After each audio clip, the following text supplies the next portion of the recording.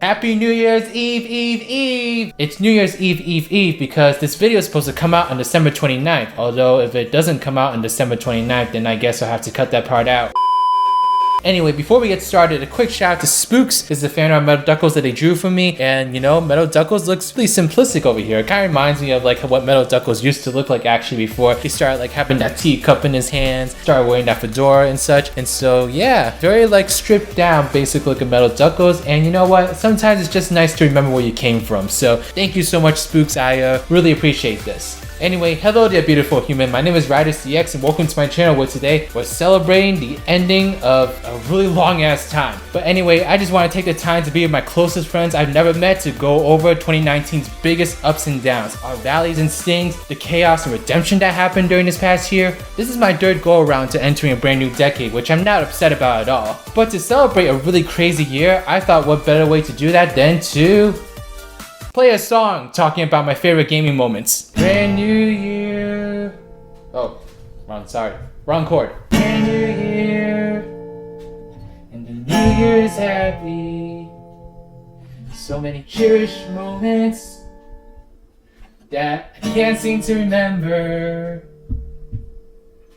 Or I can just talk about my favorite moments and you can erase that from your short-term memory.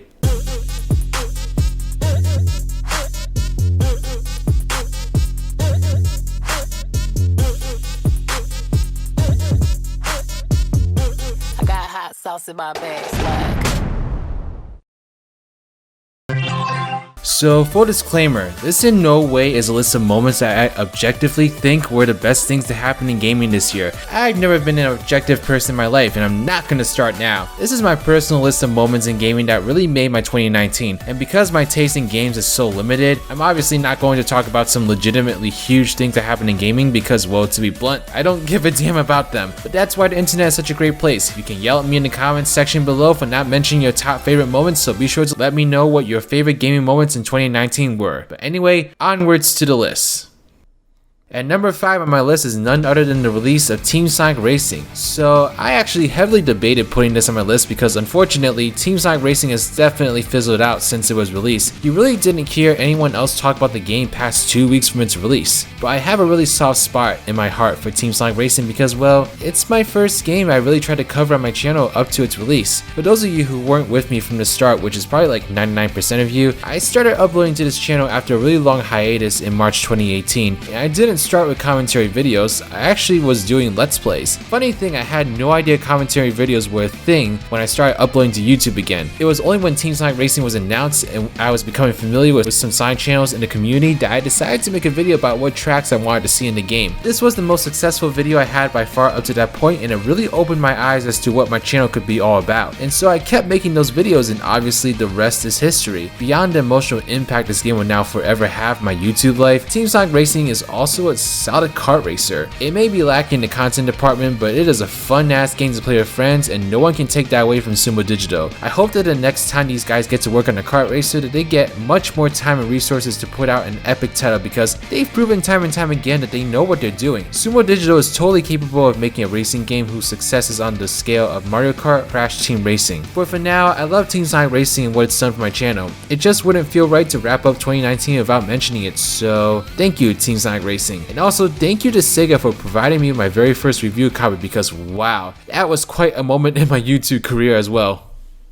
At number 4, we have the reveal of Banjo-Kazooie coming to Smash Bros. Ultimate. Banjo-Kazooie was one of the biggest surprises for me this year. Quite frankly, I had no idea who they were until rumors about their appearance began circulating the internet in late May/early June. But there was just something about the idea of this epic 90s namesake returning in the biggest gaming crossover that really had me intrigued. Just looking at Banjo-Kazooie and seeing the response their potential return was generating was enough for me to get interested in their possible comeback. I probably had heard about them here and there before because hey, I've been on internet forever, but I definitely did not look into who they were until these rumors began to circulate. When their review happened during that Nintendo Direct, I just remember feeling this strange onset of happiness and gratitude, but I had no idea where it came from. Was I just happy to see them return because everyone else was? I had no idea. I made a couple videos about the Bear and Bird duo, and it was the biggest but most welcome surprise to see those videos blow up on this channel. Around this time, I was planning to start crossing over into Mario content, but then Banjo-Kazooie came in and immediately shifted my focus, and as of now, I still have no idea when I'm ever gonna get to Mario content, but hey, he's in my intro at least. With all the success, I felt inclined to try out the original game, so that's exactly what I did. And to no surprise, it was one of the best platforming adventures I've ever had the pleasure to play.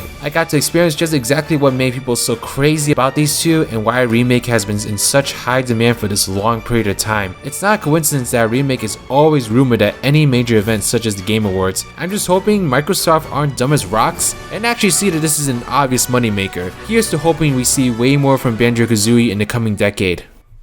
Number 3 has to be the official redesign of the Sonic movie. Now, obviously I owe a lot to the Sonic movie for helping my channel blow up to where it is now. I mean, I still remember a year ago when I made those Sonic movie videos that completely blew my expectations for this channel out of the water. It was such a high to see all that traffic come into my channel, and thus, the Sonic movie became a staple topic on my channel. But what's been even crazier is just the evolving journey of this movie. I'm still in disbelief that they not only delayed the film, but came back with such a major redesign that no one in their right mind was expecting. You heard me say over and over again to not expect anything major with the redesign because I still don't think it was realistic to expect Paramount to cough up the necessary funds for the kind of redesign that we actually got. I think what I learned from the Sonic movie is how much the relationship between the producer and consumer has changed. Because of social media, the consumer has so many avenues in expressing their opinions of a product, and when that initial Sonic movie teaser and then trailer came out, people definitely made use of those avenues. It's an interesting question that I still struggle with. How much impact should the internet have on the final result of an artistic product? Yes, the Sonic movie is definitely being made for more commercial reasons rather than artistic integrity. But still, someone made the original concept for the design. Someone artistically thought that design suited the movie, and as much as I disagree with that, I also can't bring myself to discredit someone's artistic vision that I just happen to not share. Even Jim Carrey had expressed his concerns about that if you recall, but that's a question that I may or may not figure out eventually. I really just want to focus on what an amazing moment it was to see the design get unveiled and just see the Sonic community be so positive for a change. Sonic is notorious for having a chaotic fanbase, and the movie did absolutely no favors in trying to hide that.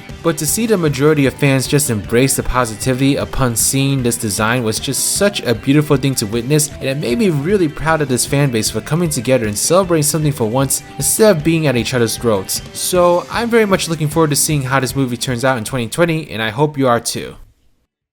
At number 2, we had the release of Crash Team Racing Nitro-Fueled. Honestly, if it weren't for how much nostalgia is associated with my number 1 choice, Crash Team Racing Nitro-Fueled undoubtedly is one of the best things to happen in gaming this year. Never in my time as a fan of video games have I seen a company that cares more about its community than Beanox and Activision, as surprising as it may seem on Activision's part. Getting the chance to cover this game leading up to its release, it was such an exciting thing for me because it ultimately allowed me to rediscover Crash Bandicoot. As a kid, the only Crash game I really played was Crash Twinsanity. I tried to pick up Crash of the Titans afterwards, but unfortunately that game caused me to lose interest in the Crash franchise. So when I heard Crash Team Racing Nitro-Fueled was announced, I remembered how fond I was of Crash Twinsanity and decided that I was going to use this as an excuse to get back into the franchise. Crash Team Racing Nitro-Fueled is a glorious example of how you please the fans that have been with the franchise forever, but also please the newer fans that may have favored the characters and environments of more recent times. This game has so much fan service stuffed into its little package, and the crazy thing is that they are still adding content into the game, all of which is free by the way. I actually am really dumbfounded as to how much is really being invested into this game. It's insane, like 3D platformer icons were basically dead for most of this decade. So to see Crash Bandicoot come back so big and strong at the end of it is amazing to see. Not to mention the fact that the original Crash Team Racing was still a great kart racing experience, and that I appreciate Nitro-Fueled so much for allowing me to experience the game in the modern era. I'm really excited to see where Activision takes Crash from here on out, because no matter how the next game turns out, people are going to be very interested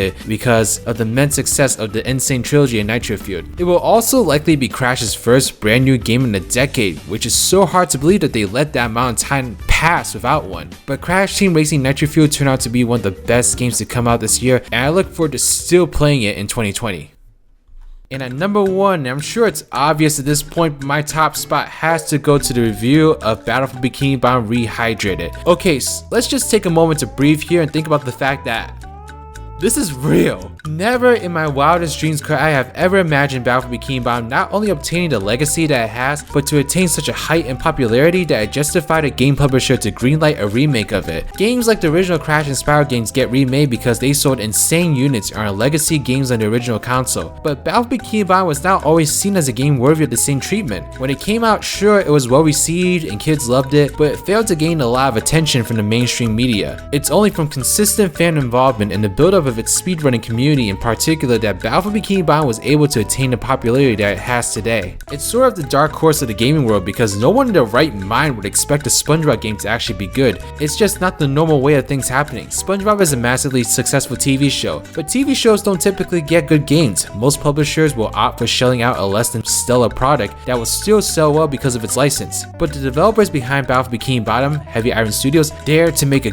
good licensed game, and Battlefield Bikini Bottom was so good that it was enough for THQ Nordic to purchase the Nickelodeon license and then blow us away. I still remember the day when I saw that tweet so well. I was freaking out, literally on the verge of tears. It was a euphoric moment for me, and I don't care how cringy that sounds. This game always felt like such an underdog to me because no one expected it to have the legacy that it does on the internet. Yet here we are with a chance to relive the game all over again come 2020. The review of the gameplay at Gamescom was such a great moment for me to witness. It just solidified in my head that this was truly happening and that I needed to enjoy it. I'm really looking forward to seeing what Purple Lamp Studios does with the game. It seems like they're prioritizing maintaining the original experience in order to appease older fans, but on the other side of the coin, they're also building new content, or should I say cut content from the original game in order to expand the experience. Battlefield Bikini Bottom Rehydrated may very well be the original game realized to its full potential, including all the bells and whistles Heavy Iron wanted to include but could not due to time constraints. I just want to take this moment to again thank THQ Nordic for being so in tune with the fans that you all were able to figure out how great of an idea this remake was. I can't wait to see more of this in 2020, and I hope you all feel the same way. Well friends, that is my top 5 favorite gaming moments of the year. Like I said, feel free to yell at me if I didn't mention any of your favorites. I clearly will love to hear what you love about 2019 in the middle of all that. But in all seriousness, thank you all so much for everything you've done for me. Seeing this channel grow the way it did in the past year has been such a roller coaster ride. You all basically gave me the greatest Christmas gift of all, and I am so looking forward to seeing what 2020 brings us ducklings. I really want to bring my content to a higher level this coming year. I want to have consistently great quality in my videos, and I'm going to do whatever I can to make sure that happens. So I hope you all have a really good new year. Thank you so much for sticking with me up to this point.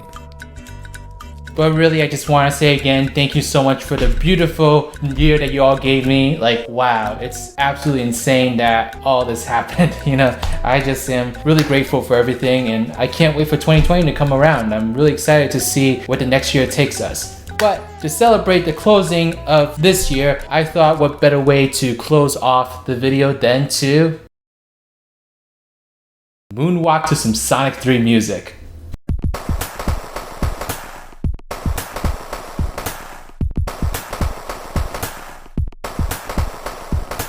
Okay, so before you run to that exit button, please give this video a thumbs up if you like it, subscribe to my channel if you like videos like these, want to see more in the future, follow me on Twitter or Twitch, and join my Discord server, the Spongy Garden. Special shout out to Reese Gaming, Team Rival Sonic Gamer, and Glitched Alpha. These are my patrons / YouTube members. If you'd like to become a patron or YouTube member, get access to a whole bunch of different perks, then please check out the links in the description box below. But alright, Happy New Year everyone, this is Riders, riding out.